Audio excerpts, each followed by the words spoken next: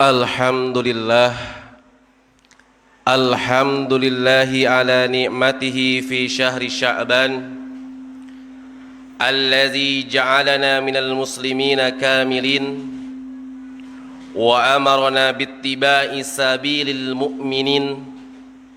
Ashhadu an la ilaha illallah wahdahu la syarikalah al-haqqul mubin. Wa ashhadu anna sayyidina Muhammadan abduhu wa rasuluhu as-sadiqul wa'dil amin. Allahumma salli ala sayyidina Muhammad wa ala alihi wa sahbihi ajmain. Amma ba'du. Faya ayuhan nas, usikum wa nafsi bitaqwallah. Qala Allah Ta'ala fi kitabihil karim wa huwa asdaqul qailin. A'udzu billahi minasy syaithanir rajim. Bismillahirrahmanirrahim. Ya ayyuhallazina amanu taqullaha haqqa tuqatih wa la tamutunna illa wa antum muslimun. Wa qala aidan, tilka ayatullahi natsluha alaika bil haqqi wa mallahu yuridu zulma.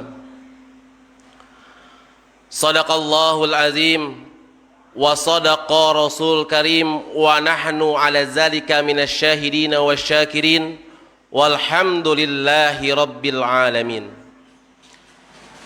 Hadirin sidang Jumat yang berbahagia, puja marilah kita sanjungkan kepada Allah yang Maha Kuasa. Puji marilah kita sandingkan kepada Allah yang Maha Suci. Atas berkat rahmatnya lah dan izinnya lah kita bisa bermuajahah, bertatap muka, seraya mendekatkan hati kita, mendekatkan diri kita taqarrub ilallah dengan menjalankan ibadah salat Jumat di Masjid Jami Darun Naim.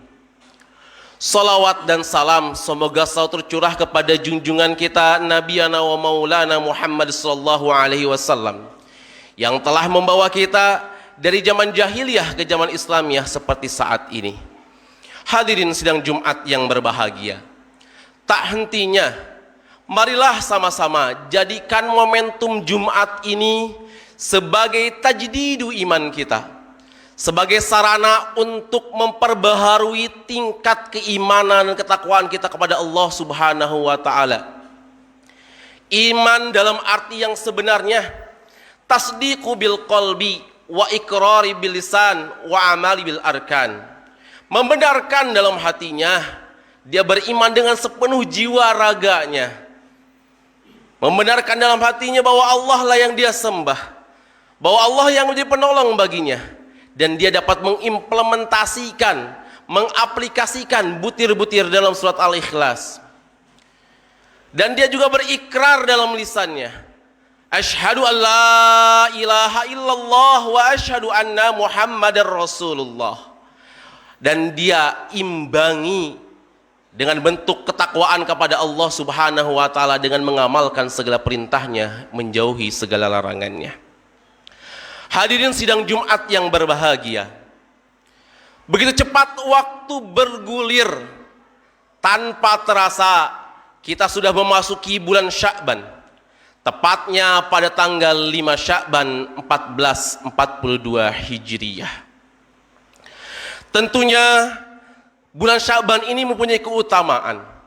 Secara bahasa, Sya'ban berasal dari kata syi'ab yang artinya jalan di atas gunung. Makna ini selaras dengan posisi bulan Sya'ban yang menyongsong bulan yang begitu mulia, yaitu bulan Ramadan. Hal ini merupakan kiasan bahwa bulan ke-8 dalam kalender Hijriah merupakan momen tepat untuk menapaki jalan kebaikan secara lebih fokus, lebih intensif dalam rangka menghadapi dirinya, menjadikan momentum untuk muhasabah, untuk mempersiapkan diri menyambut bulan yang paling mulia, yaitu bulan Ramadan. Posisi bulan Sya'ban yang terletak di antara bulan Rajab dan bulan Ramadan seringkali diabaikan, dilupakan oleh sebagian umat Islam. Padahal Rasulullah sallallahu alaihi wasallam mengingatkan, "Zalika syahrun tughfalun nasi fihi anhu." Bulan Sya'ban adalah bulan yang biasa dilupakan oleh sebagian umat Islam. Kenapa dilupakan? Baina Rajab wa Ramadan, karena letaknya antara Rajab dan Ramadan. Bulan Rajab mempunyai keistimewaan yang historis, di mana di bulan Rajab ada peristiwa penting di dalamnya, yaitu peristiwa di Isra dan Mi'rajnya Nabi Muhammad sallallahu alaihi wasallam. Sedangkan bulan Ramadan kita ketahui bulan yang sangat ditunggu-tunggu oleh umat Islam, di mana bulan tersebut adalah bulan yang dilimpahkannya keberkahan oleh Allah Subhanahu wa taala. Oleh karenanya bulan Sya'ban terkadang dilupakan oleh sebagian umat Islam. Dan Rasulullah sallallahu alaihi wasallam pun mengingatkan, "Wa huwa syahrun turfa'u fihi al-a'mali ila rabbil alamin." Bulan Sya'ban adalah bulan diangkatnya amal-amal, atau dilaporkannya segala amal perbuatan kita selama 1 tahun kepada Allah Subhanahu wa taala. Maka Rasulullah sallallahu alaihi wasallam pun menginginkan, "Wa uhibba ayyarfa'u amali wa ana shaimun." Karenanya ketika amal-amalku diangkat dan dilaporkan kepada Allah Subhanahu wa taala, aku dalam keadaan sedang berpuasa. Sekelas Rasulullah sallallahu alaihi wasallam yang sudah dijamin keselamatannya dunia akhirat oleh Allah Subhanahu wa taala, memperbanyak mendekatkan diri kepada Allah Subhanahu wa taala pada bulan Sya'ban. Bermuhasabah, mempersiapkan dirinya untuk menghadapi bulan Ramadan. Oleh karena itulah, di tengah-tengah berbagai cobaan yang sedang melanda seperti saat ini, bencana di mana-mana, wabah virus corona yang belum selesai sampai saat ini, sudah 1 tahun lamanya. Dan kita berharap mudah-mudahan Ramadan ini menjadi lebih baik lagi dibandingkan Ramadan tahun lalu, di mana tahun lalu kita dibatasi aktivitas kita menjalankan ibadah di masjid. Selama bulan Ramadan kita dibatasi. Kita berharap dan terus berdoa kepada Allah Subhanahu wa taala, mudah-mudahan Allah Subhanahu wa taala segera mencabut atau mengangkat segala wabah yang melanda negeri ini. Hadirin sidang Jumat yang berbahagia, banyak di antara manusia yang saat ini mereka tak bertahan karena mereka tak bertuhan, menghalalkan berbagai macam cara hanya untuk menghadapi pandemi yang belum usai ini. Kezaliman di mana-mana, ketidakadilan di mana-mana. Padahal pada prinsipnya, ketika kezaliman dan ketidakadilan merajalela di muka bumi ini, maka sesungguhnya kenyamanan hidup, ketenangan hidup tidak akan terrealisasi. Allah Subhanahu wa taala berfirman dalam surat Al-Imran ayat 108, "Tilka ayatullahi natsluha 'alaika bil haqqi wa mallahu yuridu zulman lil alamin." Itulah ayat-ayat Allah yang kami bacakan kepada kamu dengan benar, dan Allah tidaklah berkehendak menzalimi siapapun di seluruh alam ini. Quran surat Al-Imran ayat 108. Hadirin sidang Jumat yang berbahagia, zalim adalah lawan dari adil. Ia merupakan bentuk pelanggaran dan penyebab munculnya permusuhan karena merampas hak orang lain. Disebutkan dalam Kabus Lisanul Arab, az-zulma huwa wad'u syai' fi ghairi maudi'ihi. Kezaliman artinya meletakkan sesuatu bukan pada tempatnya. Kita analogikan, ibaratkan, ketika kita mempunyai peci yang kita pakai ini, harganya lebih murah dibandingkan sandal yang kita injak sehari-hari. Ketika ketidakadilan itu karena harga peci yang lebih murah dipakai di kaki, lalu sandal yang lebih mahal dipakai di kepala. Itu namanya ketidakadilan. Menempatkan sesuatu bukan pada tempatnya, menempatkan sesuatu bukan pada porsinya. Zolim adalah meletakkan sesuatu bukan pada posisinya yang tepat baginya, baik karena kurang maupun karena adanya tambahan. Oleh karenanya Rasulullah Shallallahu Alaihi Wasallam mengingatkan ada 3 bentuk kezoliman. Az-zulmu salasatun. Kezoliman itu ada 3. Yang pertama adalah az-zulmu yaghfirullahi. Kezoliman yang diampuni oleh Allah Subhanahu wa ta'ala. Apakah kezoliman yang diampuni oleh Allah Subhanahu wa ta'ala? Fazlumu abdi fima bainahu wa baina rabbih. Kezoliman yang dilakukan oleh hamba terkait hak Rabbnya. Ada seorang hamba ketika diberikan kesempatan untuk sehat, dia menyanyiakan kesehatannya, tidak mau mendekatkan diri kepada Allah Subhanahu wa ta'ala. Maka kategori itu adalah az-zulmun yaghfirullahi, kezoliman yang diampuni oleh Allah Subhanahu wa ta'ala. Ketika dia sadar akan waktu yang diberikan oleh Allah Subhanahu wa ta'ala, dia mengangkat tangannya dan meminta ampunan oleh Allah Subhanahu wa ta'ala.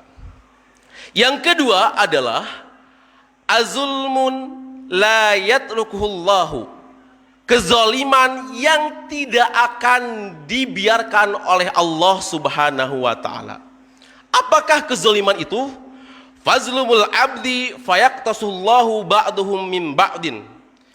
Kezoliman yang dilakukan oleh seorang hamba kepada hamba yang lainnya. Kezoliman yang dilakukan oleh seorang manusia terhadap manusia yang lainnya. Ini adalah kezoliman yang tidak akan dibiarkan oleh Allah Subhanahu wa ta'ala. Dan yang terakhir adalah az-zulmu la yaghfirullahi, kezoliman yang tidak akan diampuni oleh Allah Subhanahu wa ta'ala. Apakah itu? Fasyirku la yaghfirullahi, kezoliman dengan melaksanakan atau melakukan kemusyrikan, menduakan Allah Subhanahu wa ta'ala. Ketahuilah hadirin sidang Jumat yang berbahagia, terlebih mereka yang diberikan amanah berupa kekuasaan, janganlah berbuat zolim, jauhilah kezoliman, karena ia akan membawa akibat yang buruk. Apa yang paling berat di dunia ini? Ketika Imam Ghazali bertanya kepada muridnya, apa yang paling ringan di dunia ini wahai muridku? Yang paling ringan di dunia ini adalah kapas? Bukan wahai muridku. Yang paling ringan di dunia ini adalah meninggalkan salat. Begitu cepat waktu berlalu kita tinggalkan salat kita. Lalu apa yang paling berat di dunia ini? Kata Imam Ghazali kepada muridnya, yang paling berat di dunia ini adalah batu yang ada di ujung seberang sana. Bukan wahai muridku, yang paling berat di dunia ini adalah amanah. Tapi sekarang ini orang manusia berlomba-lomba untuk mendapatkan amanah tersebut. Padahal konsekuensinya adalah amanah yang paling berat di dunia ini. Hadirin sidang Jumat yang berbahagia, maka seyogianya ketika seseorang diberikan amanah oleh Allah Subhanahu wa ta'ala, janganlah melakukan kezoliman, karena akan ada dampak, karena akan ada akibat. Yang pertama, akibatnya adalah perbuatan zolim akan mendapatkan balasan pada hari kiamat. Rasulullah Shallallahu Alaihi Wasallam bertanya kepada sahabat, atadruna minal muflis? Apakah kalian tahu orang-orang yang muflis, orang-orang yang failit, orang-orang yang sengsara? Qalul muflisu fina man la dirhama lahu wala mata'a. Para sahabat menjawab, orang yang muflis itu adalah orang yang tidak mempunyai dirham maupun harta benda. Faqala innal muflisa min ummati, tetapi Nabi Muhammad sallallahu alaihi wasallam berkata, muflis dari umatku ialah mayyati yaumal qiyamati, ketika dia datang pada hari kiamat, bisolatin, dengan membawa pahala salat, wasiyamin, dengan membawa pahala puasa, wazakatin, dengan membawa pahala zakat, wayati qad satama haza, namun ketika ia di dunia dia telah mencaci maki manusia yang lain tanpa ada sebabnya, wa qazafa haza, dan menuduh memfitnah orang lain tanpa ada datanya, wa kalama haza, dan dia memakan hak orang lain, wasafakama dama haza, dan dia membunuh orang lain, wadoroba haza, dan dia memukul orang lain tanpa ada sebab akibatnya, fayu'to haza min hasanatihi, maka orang-orang itu akan diberi pahala. Orang-orang yang dizoliminya akan diberikan pahala oleh orang yang menzolimi. Wahaza min hasanatihi, dari kebaikan-kebaikan yang telah orang itu zolimi. Sungguh sangat luar biasa ketika kita melakukan sebuah kezoliman di muka bumi ini, maka pahala kita, puasa kita, haji kita, sedekah kita akan lari, akan diberikan kepada orang yang sudah kita zolimi. Fayu'to hadza min hasanatihi fa in faniyat hasanatuhu, jika telah habis kebaikan-kebaikan dari orang yang telah menzolimi tersebut, qabla ayyuqda ma alaihi ahiza min khotoyahum fatrihat alaihi, maka sesungguhnya segala dosa-dosa orang yang telah kita zolimi akan dilimpahkan, akan diberikan kepada orang-orang yang sudah menzoliminya. Masya Allah. Summa turiha finnari, kemudian dia akan dilemparkan ke dalam nerakanya Allah subhanahu wa ta'ala. Hadis riwayat Muslim. Hadirin sidang Jumat yang berbahagia, dampak yang kedua adalah perbuatan zolim berkonsekuensi munculnya doa keburukan dari pihak yang dizolimi. Doa yang terzolimi dikabulkan oleh Allah, termasuk orang yang terzolimi mendoakan keburukan bagi yang menzoliminya. Rasulullah sallallahu alaihi wasallam mengingatkan, ittaqi dawatal mazlumi, berhati-hatilah kamu terhadap orang atau doa orang yang dizolimi. Fa innaha laisa bainaha wa bainallahi hijaban, karena antara doa dan Allah tidak ada penghalangnya. Ketika orang yang dizolimi mengangkat tangannya di sepertiga malam bermunajat kepada Allah subhanahu wa ta'ala, baik doa itu adalah kebaikan bagi orang yang sudah menzolimnya maupun doa keburukan bagi orang yang menzoliminya, maka tidak ada lagi hijaban, tidak ada lagi penghalang baginya. Sungguh sangat luar biasa. Kemudian yang ketiga adalah yang terakhir, perbuatan zolim adalah sebab munculnya bencana dan petaka. Mari sama-sama tafakuri, mungkin pandemi, bencana di awal tahun 2021 yang melanda negeri ini disebabkan oleh kezoliman yang dilakukan oleh sebagian kelompok hanya untuk kepentingannya sendiri, hanya untuk kepentingan golongannya sendiri, yang mengakibatkan bukan hanya golongan tersebut yang dapat, melainkan seluruh umat muslim yang ada di Indonesia, bahkan di dunia. Allah subhanahu wa ta'ala mengingatkan dalam surat Al-Hajj ayat 45, faka'ayim min qaryatin, maka betapa banyak negeri yang telah kami binasakan, ahlaknuha wahiyya zalimatun, karena penduduknya dalam keadaan zalim. Sungguh sangat luar biasa. Hadirin sidang Jumat yang berbahagia, momentum Sya'ban ini mari sama-sama untuk muhasabah, mentafakuri diri, mulai dari diri sendiri, mulai dari hal yang terkecil. Kita sama-sama memperbaiki diri kita dengan watawassaw bil haq watawassaw bis sabr, terus menyerukan kepada kebaikan dalam kebatilan. Mudah-mudahan Allah Subhanahu wa taala selalu memberikan kita petunjuk jalan yang mudah. Amin ya Allah ya rabbal alamin. A'udzu billahi minasyaitonir rajim. Bismillahirrahmanirrahim. Wal 'as innal insana lafi khusrin illal ladzina amanu wa 'amilus solihati wa tawassaw bil haqq wa tawassaw bis sabr. Aqulu qouli hadza fastaghfiruhu innahu huwal ghafurur rahim.